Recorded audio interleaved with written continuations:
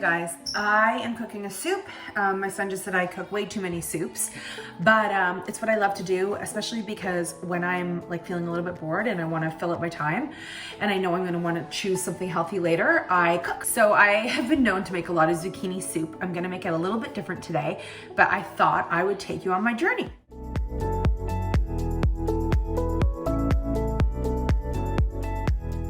All right.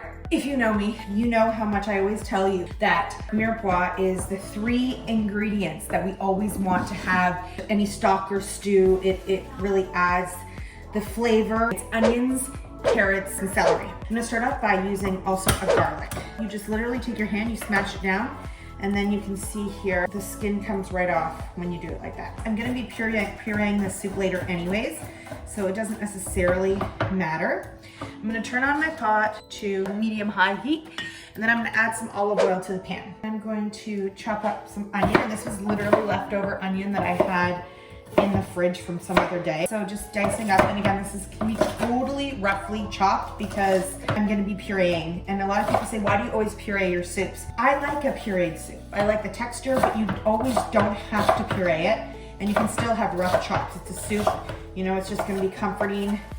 My oil is heated up in my pan. I'm gonna add my onions and garlic. Just start sauteing. So every single layer of your soup, you wanna make sure that you are seasoning with salt and pepper. Every layer deserves its own little seasoning, okay? Start out with the onions being sauteed, but I wanna saute them until they become translucent. That's when I know that they're not raw. So I got my onions and my garlic in there. For carrots for soup, I wash them, but I don't peel them.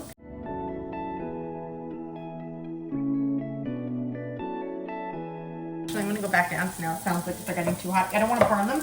Burnt garlic tastes really bitter. Da da da da da.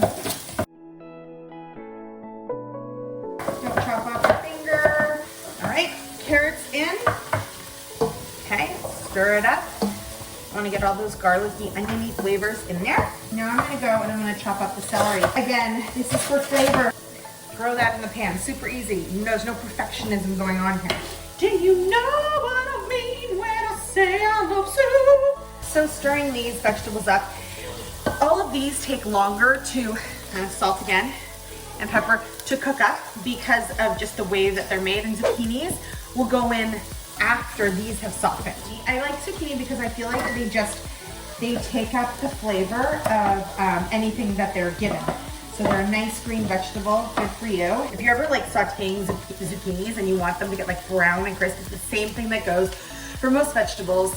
Onions, mushrooms, zucchini, if you're trying to caramelize, you have to not overcrowd the pan because then they steam and get soft instead of caramelizing and getting brown, which makes for the really delicious flavor. I'm gonna take a bouillon cube and I'm gonna go ahead and I'm gonna stick the bouillon cube in there with this.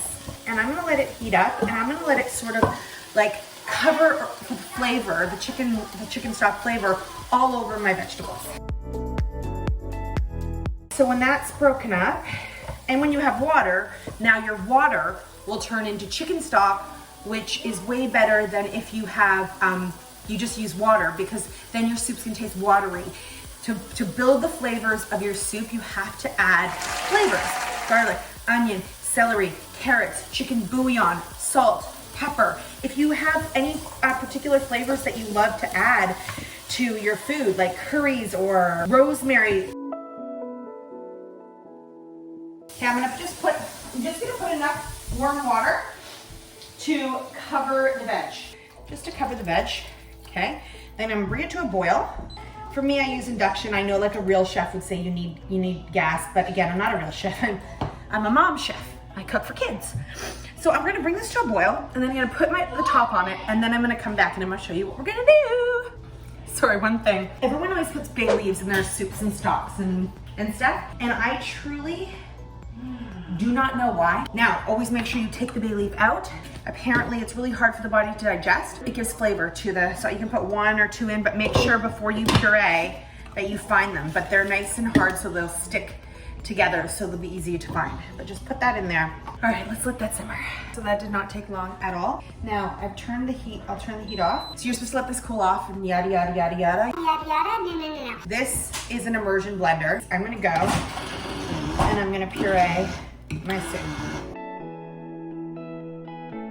By the way, I tasted the soup to make sure, because if it's missing any flavor, like it needs more bouillon, or I like saying that word bouillon or something, and you can always add it, but this is perfect.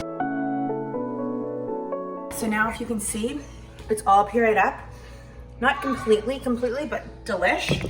Now, this is something I've never done before, but they said to make it a little bit creamy and delicious, add some sour cream. Please don't make this go terrible. Imagine I ruined my whole soup. But this is a nice sour cream. Okay, let's go ahead, and I'm gonna puree that with that a little bit more. The best thing about this, I take it right over to the sink, unplug it, of course.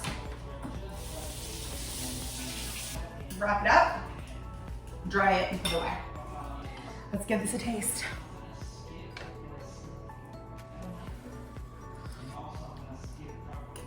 Mmm.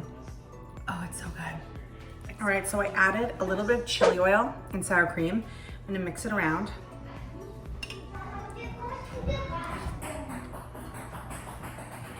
I don't mean to brag, but I've outdone myself. Bon appetit.